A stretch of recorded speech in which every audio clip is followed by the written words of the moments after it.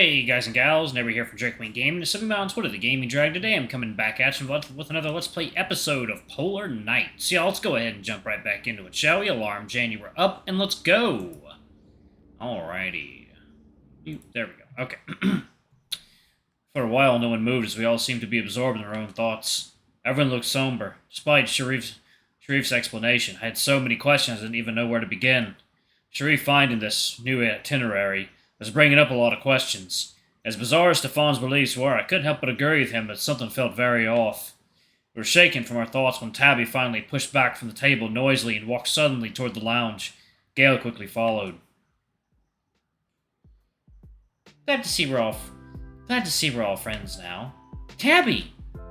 Despite her snark, it did at least seem to drain some of the tension. Rufus stretched, loudly cracking his knuckles and popping his shoulders. Well, came this far. I'm in.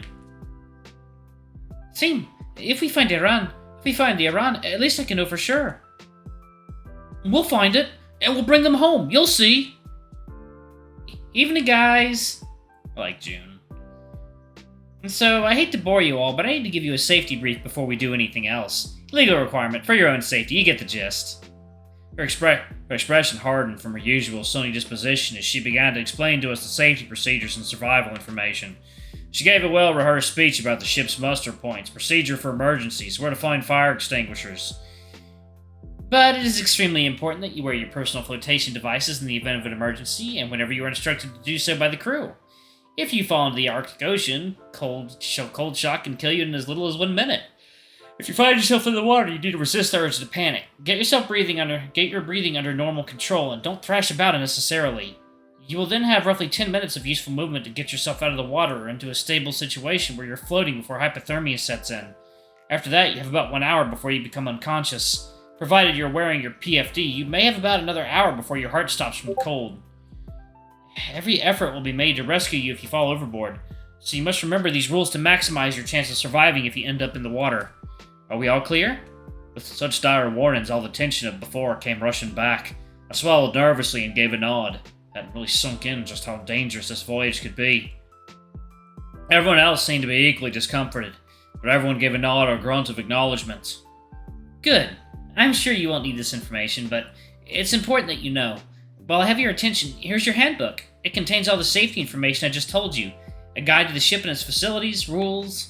You get the picture. Breakfast is served between 8:30 and 9:30 a.m. Lunch is 12 noon till 1:30 p.m. and dinner between 4:30 and 6 p.m. Any questions or concerns? I'm your woman. And just like that, her bright grin was back. Stefan. Okay. I'm starving. I hope they've got some decent chow. Some good Thai food today. I didn't go anywhere with that, just mentioning I had some really good Thai food. The chef is currently preparing a late supper. Please be patient. In the meantime, can I fix you folks a nightcap? Well, that has to be the best damn idea I've heard all day. Damn straight. Sounds like a plan. No thanks. Although I wouldn't mind a snack. Haven't eaten since lunch. I'm pretty hungry too. I'll wait for something to eat. June moved behind the bar as Dana, Rufus, and Aaron took up seats on the bar stools. Gale and Tabby took a seat on the sofas where Joseph had been sitting. There was nowhere to be seen. I suppose being the bosun meant he'd be pretty busy. Stefan had wandered over to the hatch that separated the bar area from the kitchen.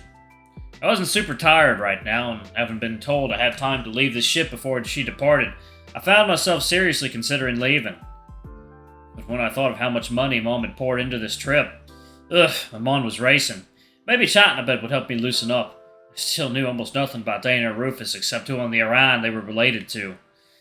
Aaron seemed a bit oblivious, and I could already tell he was a flirt. Seemed to be a decent sort, though. Sensitive about his sister, too, clearly. Stefan was by the open hatch of the kitchen, watching the chef work. He was a weirdo, but friendly enough. Plus, I was fascinated by his apparent rock-solid conviction that the Iran crew was alive. And there was Gale and Tabby. Gale was lovely, but I couldn't wrap my head around her conviction. Like Stefan, that the Iran crew were still alive. Tabby was a bit of a brat. I didn't much like her, but based on what she'd said, she'd been dragged onto this voyage by Gale despite seemingly accepting their mother was almost certainly dead. I could empathize with that at least a little bit, I suppose. I glanced at the clock. I had a bit of time to chat. Maybe get the others' opinion on Sharif's plan.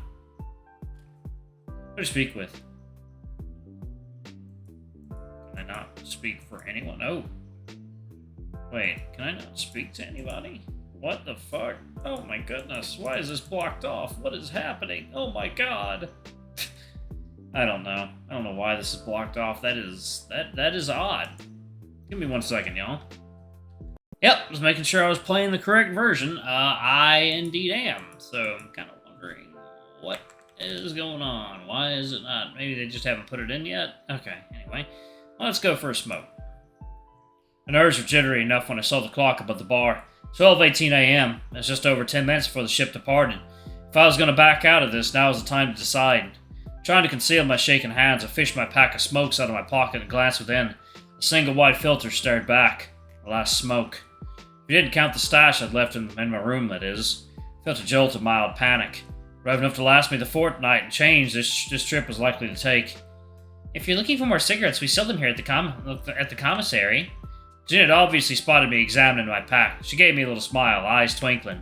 Ordinarily, I'd be relieved to know where to get more smokes, but my perfect excuse was now gone. I returned a strained grin and stalked off to the door of the deck. The bracing chill wind hit particularly hard after I exited the warm, cozy lounge. My nose would absolutely dry out in this weather. Wasn't looking forward to that. I remembered Mom and how I had told her I would let her know my progress. Putting my phone out, I typed. Aboard the Sylvia. I'm okay. Love you. Talk to you tomorrow. I guess I could call, but I really wasn't in the mood for a conversation right now. At least she knew I was here, safe and sound. You're neither of those things. Soon. I moved further up the deck, towards the bow. I slid the cigarette out the box and took it between my lips. Brought my lighter up. Mother of a... Why, of all times, did it suddenly decide that now is the perfect time to stop working? Cockadilla? The sound of heavy hoof boots announced Joseph's arrival. I offered a small wave before going back to trying to light my smoke. He watched me with those piercing eyes as I awkwardly tried to light up. And then, just like that, it flickered to life. I drew on my smoke and felt its warmth fill me up. Couldn't remember ever having issues lighting up. Hope it wasn't an omen. With a heavy sigh, I blew a thick cloud of smoke from my muzzle and closed my eyes, allowing my muscles to loosen. The wailing of my addiction, indulged once again, quietened. Need a light? He stepped closer, leaning on the railing, gazing out at the port and twinkling of the long year beyond lights. No, thank you. I stood there in silence for a while. I joined him in staring out towards the town. It was so calm and quiet, inviting. I should still have time if I ran to grab my pack. My mind bounced back and forth as I anxiously debated. You want to leave? Glancing at him, I noticed he was watching me intently. It wasn't a question, but a statement of fact. I took another draw and turned, leaning my hip against the railing. But that obvious, like open book. His English was a little awkward, and his accent was pretty thick. Despite his size, his eyes held warmth, perhaps concern. With a heavy sigh, I blew a thick cloud of smoke from my muzzle. Why the fuck am I here? A rhetorical question echoed around the deck as I made the gesture with my hand indicating the Sylvia. This is pointless. We're not going to find them. Yet you came anyway. My mom wants me here. As far as I'm concerned, my brother can go for... The bile rose up in my throat as I caught myself just before I could launch into a rant. Seriously, why was I saying this to a guy I'd met an hour ago and barely said 2 words to?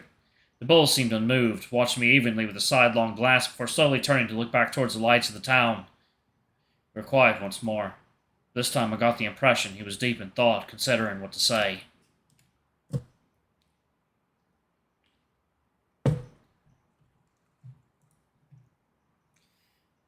Billowing mist from his nostrils suggested deep, slow, and even breaths compared to my own shallow and slightly elevated breaths. Thinking about Connor had got me worked up again. I could feel my tail curling upwards slightly in agitation. You should leave. That surprised me. He spoke with certainty, glancing sidelong at me once more. You sound pretty sure. The ship. He slowly nodded his huge head back toward the ship. Not good. Not good? Duh. He returned my baffled look with a blank expression, his eyes never leaving mine. Meaning, what exactly? He looked away, his gaze focusing on something in the distance. A few awkward moments passed without an answer. Well, you going to answer?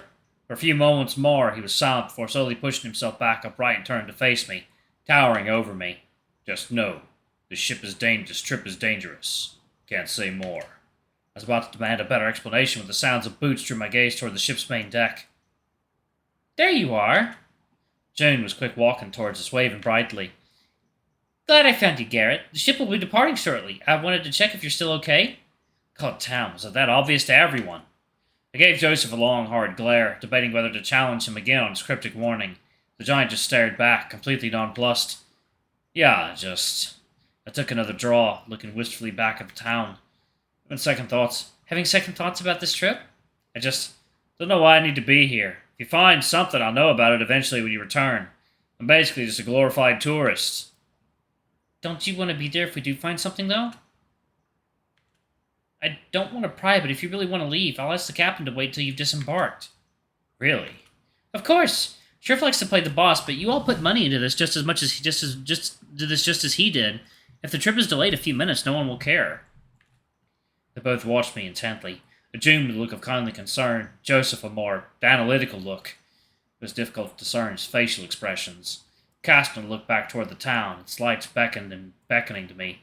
Memories of Mum came flooding back to me. Images of the misery and inconsolable grief she'd endured. Of the almost manic delight she'd shown when that fucking letter first arrived. A couple of weeks on a glorified tourist ship. That's what it took. I took a final draw on my cigarette before stubbing it out on the metal bulwark. Came all this way. Might as well see it through, right? That's the spirit. Joseph watched me with a curious look before simply nodding and looking back out towards the town. But say we go inside. Dinner's ready. Don't want to miss out. Actually, I think I'll skip it. Pretty tired and had a long flight, but thanks. Fair enough. Good night and sweet dreams. And that's a good place to pause it. Alright, I'm going to go ahead and pause it right there. Thank you all so much for watching. Don't forget to like, comment, subscribe, and that notification bell, and check out our Patreon or YouTube memberships if you can. It always helps. Anyway, I love you all, and I'll see y'all in the next video. Bye-bye!